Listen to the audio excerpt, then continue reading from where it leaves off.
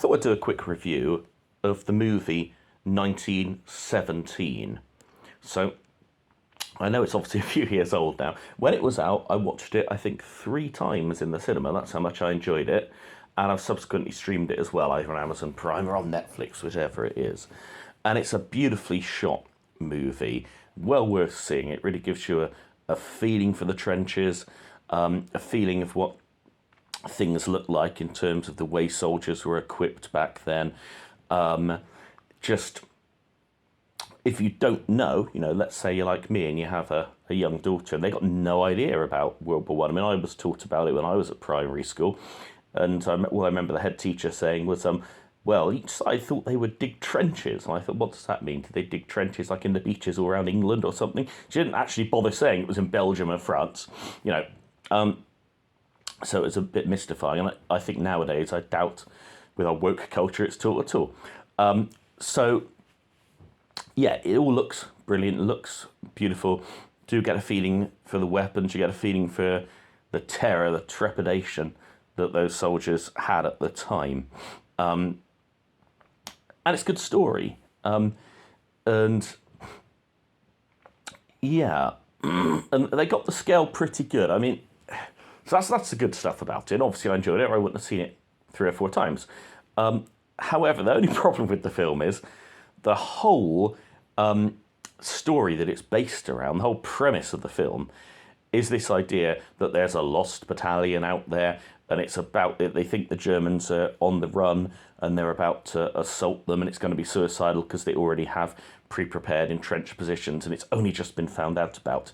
And, you need to send out a couple of, soldiers to go and tell the battalion commander to call off this attack. And then when they get there, he doesn't want to, and without the direct order. The problem with all of that is it's nonsense. Firstly, let's just say there was a lost battalion. There wouldn't be, but let's say there was. Why would you send 2 people on foot across enemy lines? You'd send an aeroplane. It was very common by this point to send messages with aeroplanes. You hear loads of reports of reconnaissance planes. The observers would look and see where enemy troop dispositions were. And if it was something that wasn't sort of pre-arranged, so obviously you'd have reconnaissance planes linked up with artillery batteries, and they would use flags to signal that they were the right plane for that battery. And then it was called a zone call. You'd say this enemy position is suddenly starting to light up.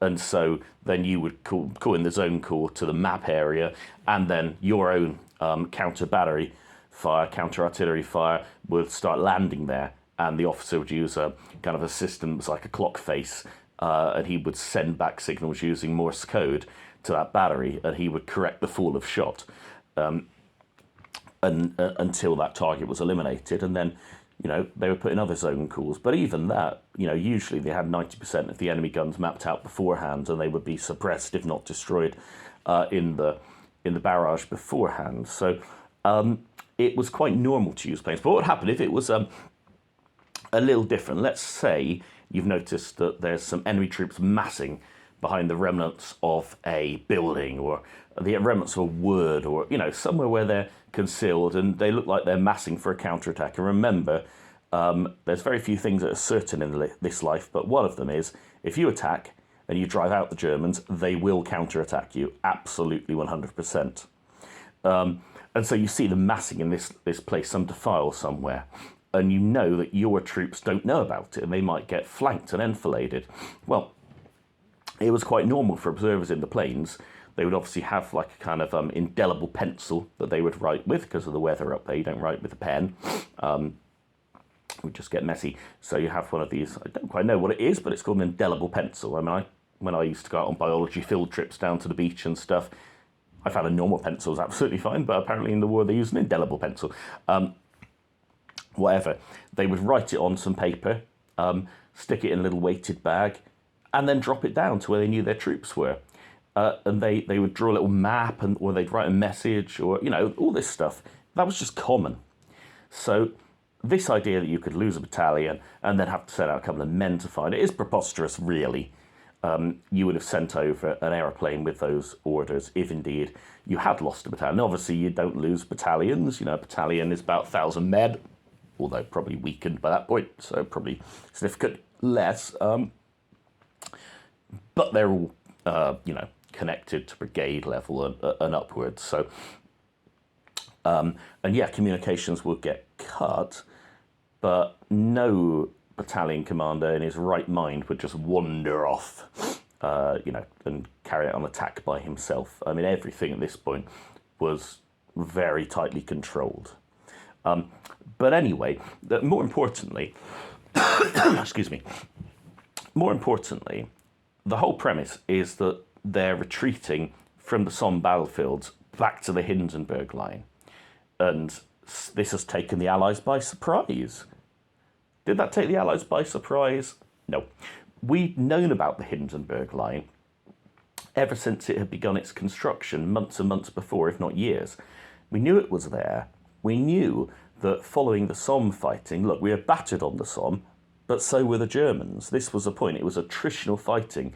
We only think of the 1st of July 1916, where we got, 57,000 men shot down, a third of them dead.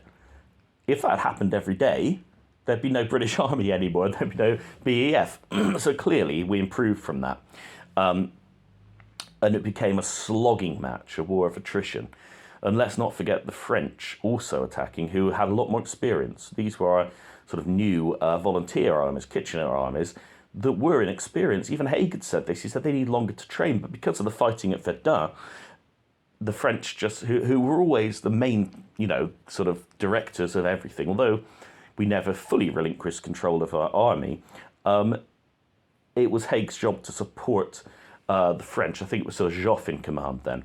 And the French, of course, as well as fighting the Germans at Verdun and inflicting horrendous losses on them, it was just a meat grinder.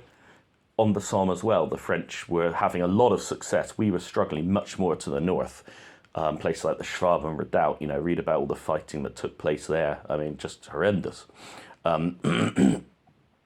So we knew that the Germans were running out of manpower, faster than the Allies were, and they're fighting on two fronts.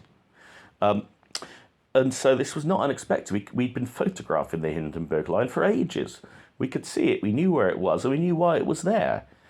We knew it was highly likely the Germans would have to not cut their losses, that's the wrong word, but basically shorten their line. Because when you've got a line snaking in and out, it just needs too many men to hold, and they didn't have enough men. So this retreat to the Hindenburg Line, when it happened, the line was known about, and it was well known. I'm not aware that we knew beforehand via intelligence that they were going to retreat. Maybe we did, maybe not, I don't know. But it was obvious what they were doing. They were shortening the line so that they needed fewer men to hold it. And as well, it wasn't just a sort of withdrawal overnight. It was a whole operation by the Germans. I forget the code name for it now, but it was phased withdrawal, and it was a fighting retreat over days. And so, of course, they've been scorching the earth beforehand. Yeah. So everywhere between previous lines and the Hindenburg Line there was nothing left. And we'd seen all this from the air. We knew exactly what they were up to. But it wasn't a case of just chasing after them thinking that they're in full flight, because it was a fighting retreat that they were doing. So that's the only problem, or the main problem, with the film, that the actual storyline is quite ridiculous. And the idea of a rogue battalion commander wanting to take, sort of an unauthorized attack because he thinks the Germans are withdrawing. I like Benedict Cumberbatch, he's a good actor and stuff, and I thought he played the part well. But, no one would get away with doing that. Absolutely no commander would. What other things about it? So that part of the storyline is a bit ridiculous. Oh yeah, the aeroplane. So obviously, spoiler alert, yeah. When the German aeroplane is shot down, and it comes down and makes a crash landing, and then one of the soldiers goes up to it, and he's trying to help the dude, because I think the plane's on fire or whatever, he's injured, the pilot. And then suddenly the pilot lunges out and stabs him with like a nasty little dagger. And he dies. The British dude dies and his mate shoots the pilot. Look, I'm not saying that is impossible. It's highly, highly unlikely. The reason being that, by and large, these pilots were officers, and on both sides they treated the enemy somewhat chivalrously. There was a code to their combat, and even someone like Richthofen, who, showed no mercy to people in the air, after he'd forced planes out, because very often the planes would go down and people would survive. They'd be shot down, they could no longer fly, they'd make a forced landing behind German lines. He'd invite them round to the mess, and they would talk to them and they'd be friendly to them. So it would be very unlikely when you're injured in a crash, behind your own lines as well, that you would murder it. Okay, a British soldier pops up. What's he doing here behind my own lines? Because you obviously knew which side of the line you were on.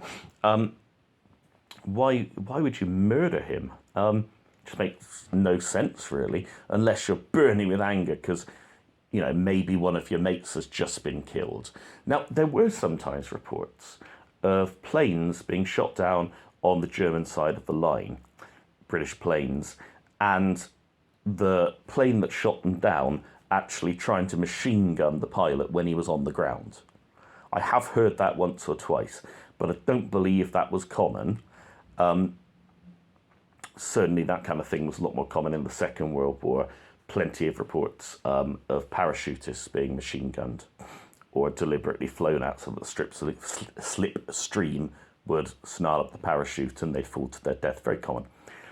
In the First World War, thinking of one example, the pilot did do that. He swooped down, shot at the British plane, and the pilot just took off running before he was taken prisoner. But afterwards, again, he went and spoke to him, and I think the British pilot, was pretty miffed and said, "What the hell are you shooting at me for when I'm being taken prisoner?" And the German pilot apologised and said, "I wasn't actually shooting at you. I was shooting to sort of frighten you, because I thought you were going to set fire to the machine, and we need to capture that and study it. So I was just trying to scare you away from the plane so you wouldn't try and destroy it." Yeah, whether that was true or not is another matter, who knows. But I've also heard accounts of downed airmen being shot at by troops on the ground, when they could just take them prisoner, German infantrymen shooting at them. And I can understand that because the war got so fierce and so bloody, and it was so common to have assaults where it was not in the orders, obviously, but there was an agreement amongst the lads that we're not taking prisoners here. And the reason being, sometimes, they didn't have the backup troops. They were so under strength, they didn't have the people available to shepherd the prisoners back. Sometimes it was just anger because they'd heard of their mates being killed and all the rest of it, and this happened on both sides. All sorts of troops are accused of not taking prisoners, so I can understand if you've been fighting against a division that you feel haven't been taking prisoners, then why are you going to spare the life of an airman when he comes down? Yeah. What other things about the film? I thought it was weird that, okay, just technical details. They appeared just to have sort of one trench system. In reality, the Germans usually have 3 trench systems. So I don't mean one long, dug out zigzaggy trench.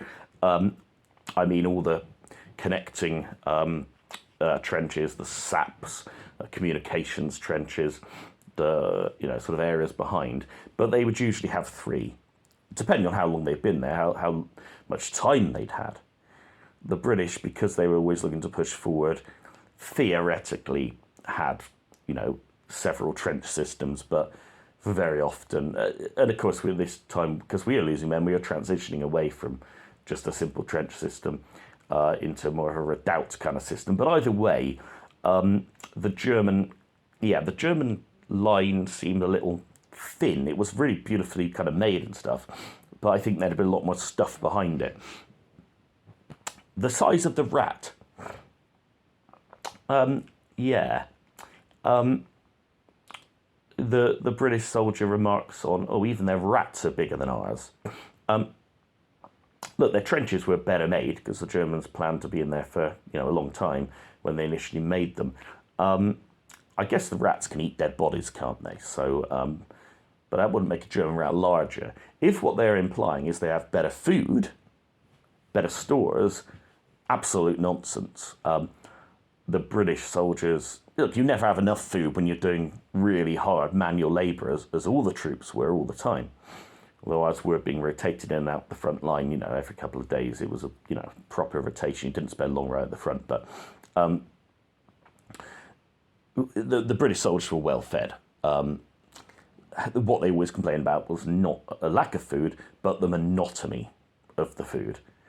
And so, whereas the Germans, they'd have the turnip winter, in the winter of 16 to 17. By the way, this withdrawal, if it didn't already say, it was February 1917, the retreat to the Hindenburg Line.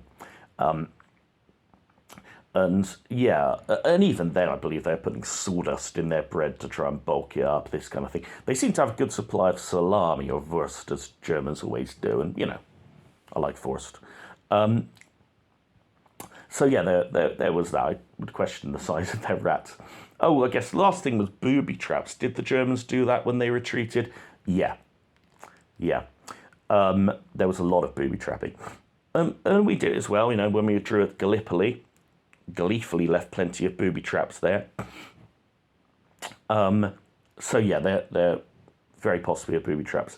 I read an account of a couple of soldiers. This was during the final advance, really last 100 days of 1918, where they at this point it's open fighting. It's they're not having time to entrench, they're just pressing on all sides, keep the Germans off balance. And they got into a French village, don't know which one it was off the top of my head, and they found a fully stocked wine cellar. Or maybe not fully stocked, but one with some wine in it. One of the British guys immediately just busts it open, a bottle of very nice old French wine, starts to drink it, and then he's hospitalised for the rest of the war because it was poisoned. They would stick a syringe in it, and I don't know what poison they would put in there. I mean, it could just be as simple as like sticking in some methanol or something, couldn't it? I don't know if you'd even taste that in an alcoholic drink, and yet, it's going to poison your liver much quicker than alcohol does. I don't know what poison they used. And of course, was it Bapaume? I think it was, where the Germans famously dug into the town hall, which apparently was the last large building standing there, when the Aussies were advancing and they took it. And they were surprised everything else seemed to have been razed to the ground, and yet the town hall was still standing. So they started, there were a couple of French dignitaries, couple of, I forget what the French term is, but like mayors, I suppose, town mayors, had come along to officially accept the liberation, I suppose, you would call it, of Bapaume. And they were sleeping in the town hall, as were, I think, 30 or 40 other Aussies. And 8 days later, after they'd taken town, 8 days, they searched it initially, and accounts vary, but some say they did find what appeared to be a bomb, like a booby trap. And they defused it, got rid of that. And so they thought the building was safe, but it would appear, if that is correct, the ones who claim that, it was obviously a ruse. Let's leave them an easy bomb to find. They're not going to find the real one. Somehow in the basement, they'd kind of dug out, or very well hidden, a ginormous bomb, and the whole place was vaporized. But 8 days later, the hope being that they might have come in there and set up, in that building, as it was the last decent building there, battalion command, or brigade command, or corps command even. They hoped to kill some high-ranking officers. They didn't, as it happened, but if the fuse had been slightly longer, they would have done.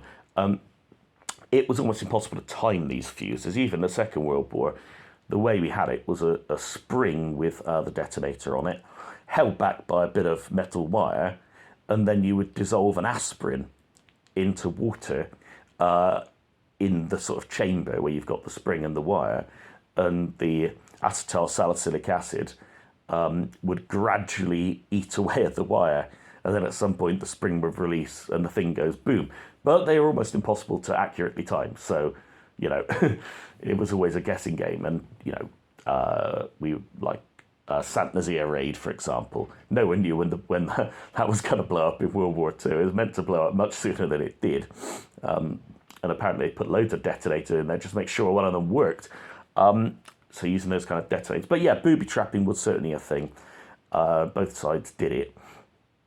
However, it appears it didn't deter any of the British troops from... They were so bored of just getting bully beef and those hard kind of dog biscuits, they called them. Incidentally, they were so hard that it seems that they were used in the Second World War, the same ones. They were still good come the Second War after the Great War. And this kind of thing. And that's when they're at the front. When they were further back, apparently it would just always be stew.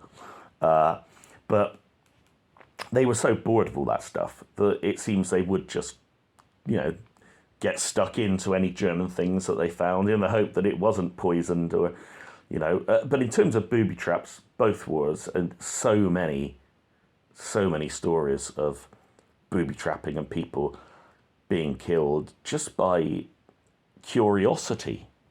Curiosity killed the cat. But anyway, that's probably enough for 1917. So, great film, really enjoyed it. Historically, apart from the whole story not making any sense, really, it was very good.